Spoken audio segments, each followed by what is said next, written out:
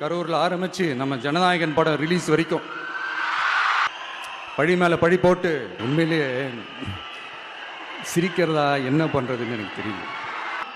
ஏய் இதை பாரு, ஒன்று நீ இல்லைனா நான் இல்லைனா நீ இல்லைனா நான். நமக்குள்ள வேற எவனும் நடுவில் வந்துடக்கூடாது. நாம 2 பேரால மட்டும்தான் மக்களை ஈஸியா ஏமாத்த முடியும்.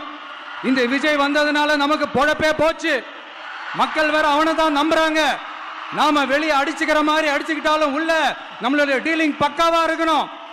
மக்களோட ஃபீலிங்ஸை பத்திலாம் நமக்கு கவலை இல்லை. நமக்கு டீலிங் தான் முக்கியம். மாத்தி மாத்தி ஆட்சிக்கு வந்துடலாம்னு நினைச்சோம், ஆனா அது நடக்காது போல் இருக்கு.